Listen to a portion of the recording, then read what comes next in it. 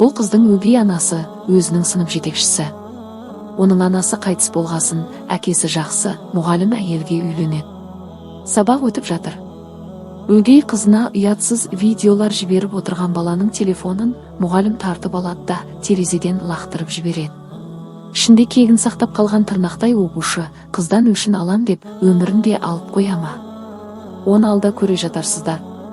Арнама тіркеліп лүпіл басып пікір жазып қалдырыңыздар. Мектеп бітіру кеші болады. Қыз сол кешке сыныптас достарымен кетеді. Осы кеште мұғалімнің қызын байқап қалған әлгі ұятсыз видео жіберген оқушы жігіт қызды билеуге шақырады. Алайда қыздың өзінің ұнататын жігіті болғасын, бас тартады. Сонда да қоймай, кенедей жабысып кетпей қойған жігіттің кеудесінен итеріп жібереді. Ашуға булығып орнына отырған жігіттің туыс ағасы ішімдікке дәрі салып апарады.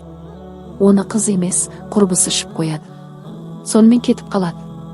Қыз өзінің ғашығының өзге қызбен жақындасып тұрғанын байқап, көңілі босайды да далаға шығып такси шақырмақшы болады. Алайда сол арада тасадан шыққан әлгі бұзақылар қызды тұншықтырып қара көлікке салып алып кетеді. Алыс жерге барып көліктің ішінде қиянат жасап, арыққа теуіп түсіріп жібереді.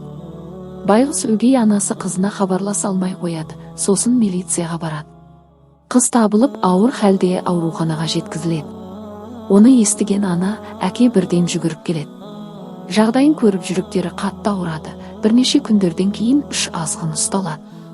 Жәбір көрген қыздың айтқаны бойынша ұсталған жігіттердің біреуінде қамауға алмаған әділетсіз сот, оларды тек 38 күнге ғана қамауға алады. Осының барлығына күйінген әке малғұндардың біріне қатты соқшы береді. Оны сот сыйсыздық етіп танып, әкесін біраз уақытқа қамап тастайды.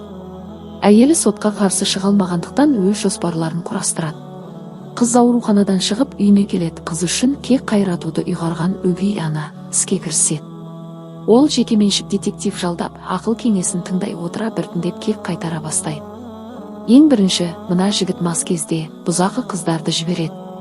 Олар азғынға дәрі салып, есінен тандырып кастрация жасайды. Ол малғын ұйқысынан оянып әжетханаға барғанда өзінің мүшесі жоқ екенін көріп, қатты шошып, басы соғысып құлап қаза табады. Екінші азғын, ол байдың шіренген баласы. Үйіне кіріп күнде ішетін порошогына алманың дәнінен жасалған улы қоспаны қосып араластырып кетеді. Ол ішкен бойда денесі тартылып құлап мүгедек болып қалады. Үшінші азғынға подстава жасап, екінші жауызды осы улағандай етіп дәлелдемелер тастап кетеді. Осымен бәрі бітті деп отқанда, өмірдің де әділеттілігі бар екен деп отқанда тағы бір жағдай туады. Жәбір көрген қыздарын алып, үшеуі табиғат аясындағы үйге қыдырып келеді. Алайда қызға қорлық көрсеткен тағы бір азғын бар екен. Ол іздеп келіп қызды өлтірмек болады. Оған жақтасқан әкесі мен анасын жаралайды. Қыз қашып үлгереді. Милиция қызметкері де келіп қалып, әлгі малғынды анасына атуына рұқсат береді.